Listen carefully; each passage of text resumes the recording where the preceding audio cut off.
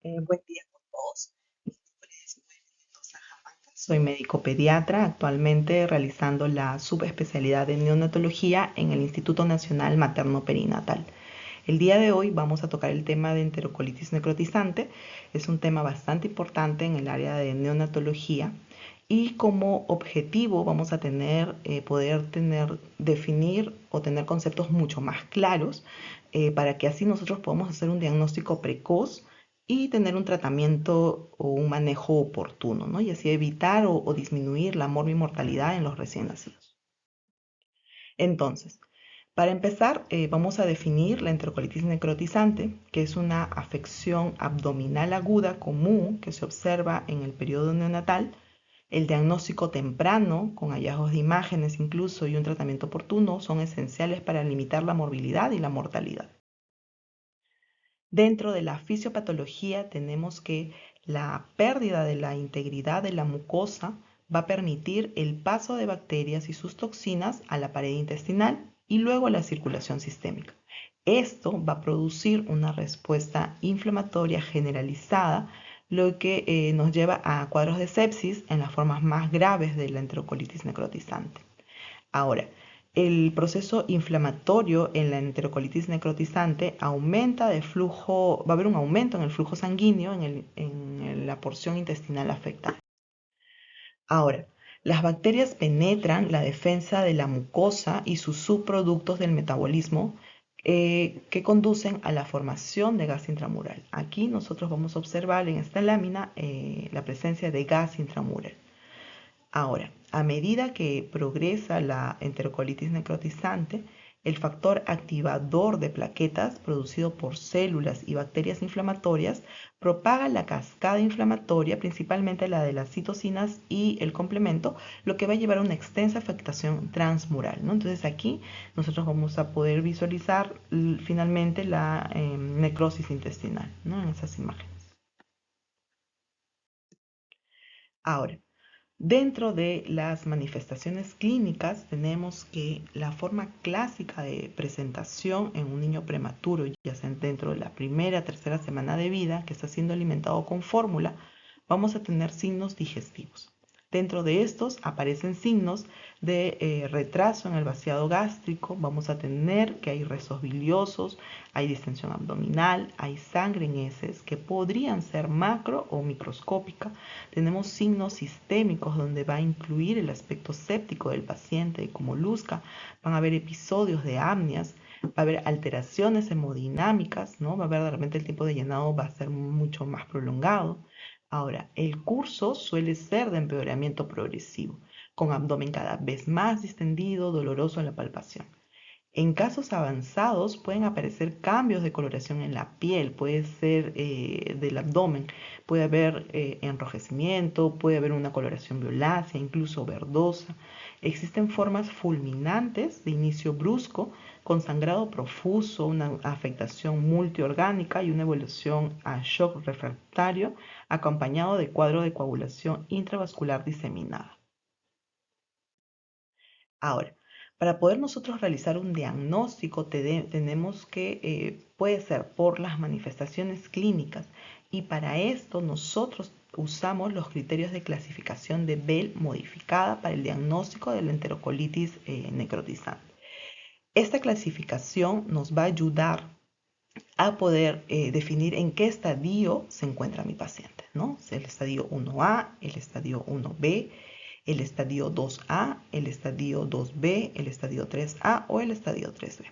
Cuando hablamos del estadio 1A, estamos hablando solo de sospecha de enterocolitis necrotizante.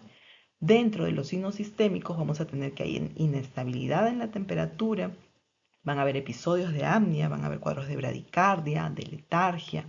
Los signos intestinales, vamos a tener que hay grandes retenciones, va a haber una leve distensión abdominal, puede haber vómitos.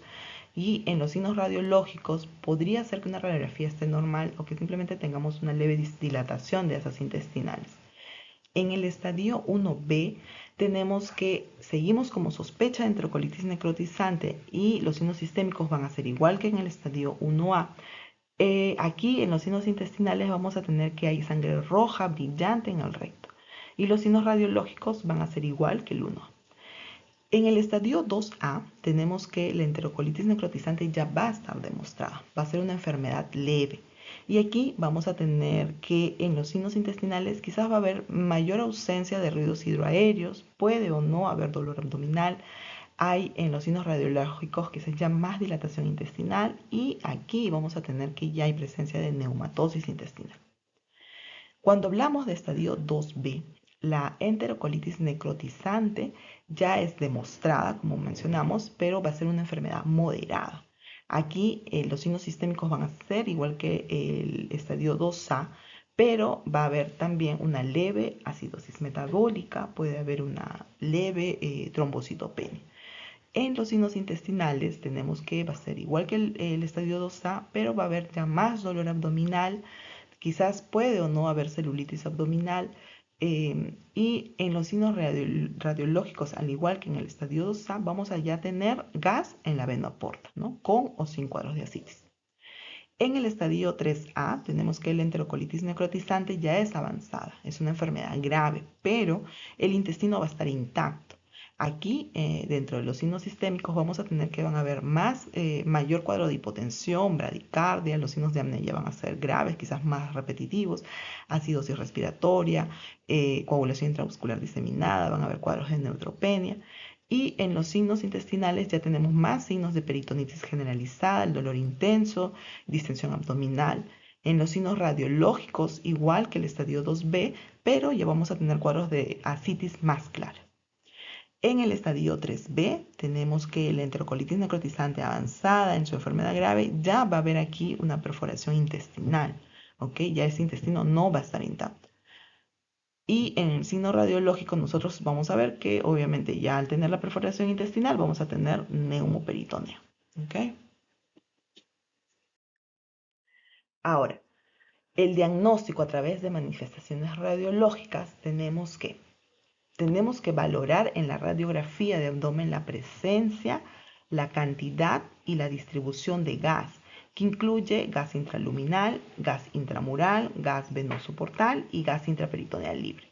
Ahora, a partir de las observaciones del gas intraluminal, a veces es posible hacer inferencias sobre la presencia de engrosamiento de la pared intestinal, líquido libre y colecciones focales de líquido. Entonces aquí nosotros tenemos una radiografía de abdomen obtenida de un recién nacido con enterocolitis necrotizante, donde podemos primero valorar la dilatación de esas intestinales y aquí este patrón burbujeante que nos habla de que hay gas, o sea, se observa gas intramural. Y aquí vamos a tener el gas intraperitoneal libre, ¿no? Entonces, ese es en la cara anterior, en la parte anterior del abdomen. Ahora, es aún más preocupante si el patrón es asimétrico y persiste, ¿no? Y si las asas dilatadas se mantienen de la misma apariencia, como asas fijas en las radiografías simples de abdomen que hagamos de seguimiento. Porque para eso nosotros, además de una evaluación clínica exhaustiva, permanente, también hacemos controles radiográficos.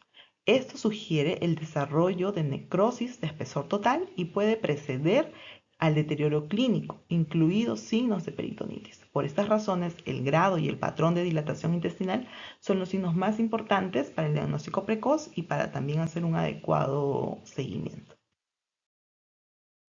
Cuando hablamos de gas intramural, como podemos observar en esta imagen, tenemos que es un signo temprano que puede preceder a los signos clínicos. Aunque el gas intramural puede estar presente en otras afecciones neonatales, se observa con mayor frecuencia en la enterocolitis necrotizante y por lo tanto se ha considerado un signo prácticamente patognomónico de la enterocolitis necrotizante. ¿Okay? Entonces aquí observamos el gas intramural en la capa serosa de la pared intestinal.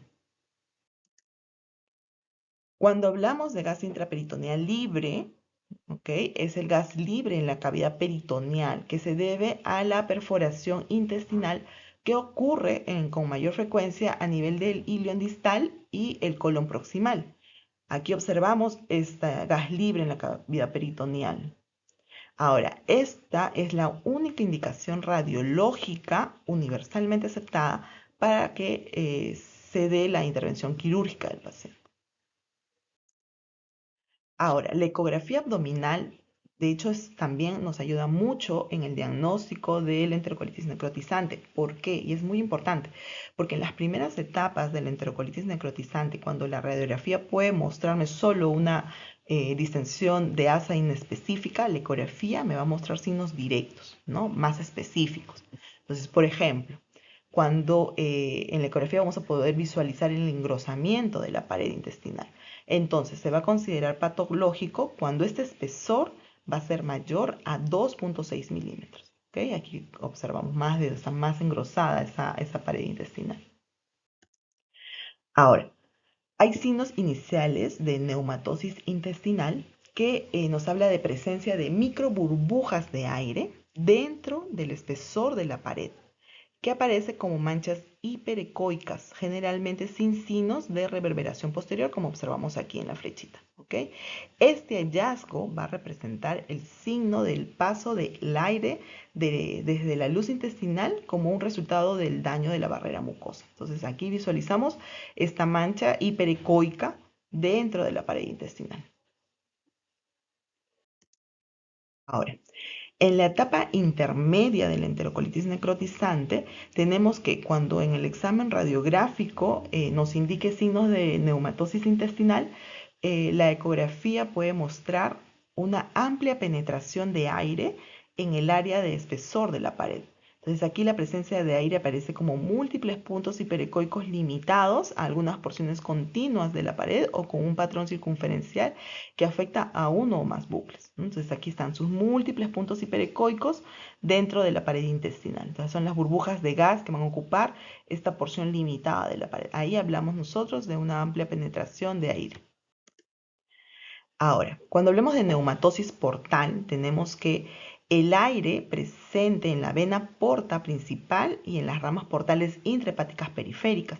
En este último caso, la neumatosis se manifiesta como una serie de manchas hiperecoicas en el parénquima hepático que a menudo se mueven durante el examen. Entonces aquí tenemos la presencia de microburbujas de aire que van a estar dentro de la vena porta. ¿Okay? Ahora, en la enterocolitis necrotizante avanzada, tenemos que cuando el examen radiológico muestre signos de neumoperitoneo, la ecografía nos va a mostrar signos de isquemia de la pared intestinal. ¿Y cómo se traduce los signos de isquemia? Es con el adelgazamiento de la pared intestinal, como podemos observar aquí en esta imagen. Y también vamos a tener que hay ausencia en la vascularización de la pared intestinal en el examen Doppler color. Entonces aquí no hay vascularización de la pared intestinal. Ahora, ¿cuál es el manejo? ¿Cuál es el tratamiento? Sabemos que si nosotros realizamos un diagnóstico precoz en los primeros estadios de la enfermedad, podemos realizar un manejo médico adecuado. Hay algunas referencias bibliográficas donde mencionan que más o menos entre el 40 y el 50% de estos casos, los pacientes evolucionan favorablemente solo con tratamiento médico. Pero por eso es importante que nosotros conozcamos bien este tema, tengamos conceptos básicos, conceptos claros, sepamos determinar y identificar los signos de alarma para hacer un diagnóstico precoz y un buen manejo médico. Y que no termine en un tratamiento quirúrgico, ¿no? Cuando ya están en los estadios avanzados, en el estadio 3B, donde ya hay perforación intestinal, ya hay neumoperitoneo, entonces no, el tratamiento va a ser siempre quirúrgico. Entonces, dentro del tratamiento médico, cuando nosotros tenemos la sospecha de la enterocolitis necrotizante o la enterocolitis necrotizante pero en su estadio leve, podemos nosotros, por ejemplo, ayunarlo, ¿no? Tenerlo en ayuno al paciente, colocarle una sonda orogástrica, realizar cultivos microbiológicos que nos ayuden a la identificación del agente, iniciar tratamiento antibiótico de amplio espectro, monitorización cardiorrespiratoria, tener un balance de líquidos adecuado, tener un cuánto de diuresis tiene, si ese paciente tiene alguna pérdida para poder reponer, valorar el soporte cardiovascular, ver cuánto de volumen está recibiendo ese bebé, si es el adecuado para su tiempo de vida, si es que amerita adicionar drogas vasoactivas. el soporte respiratorio también que garantice un intercambio gaseoso adecuado, porque muchas veces estos pacientes hacen retención de CO2. Y también es importante el soporte hematológico, ver si ese paciente está con anemia, si además ese bebé está en ventilación mecánica y amerita que realicemos la transfusión de paquete globular, si es que hay una alteración a nivel de perfil de coagulación que necesitamos corregir y así no terminar en tratamiento quirúrgico. Dentro del tratamiento quirúrgico tenemos el drenaje peritoneal, tenemos la laparotomía con resección y anostomosis terminal o una coloenterostomía. ¿Okay?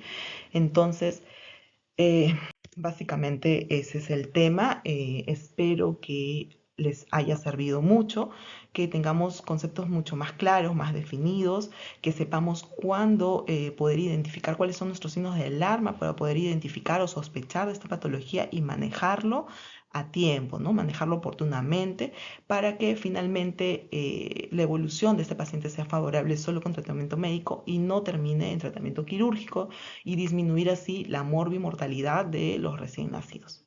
¿Okay? Entonces agradezco su participación y espero que haya ayudado mucho el desarrollo de este tema. Gracias.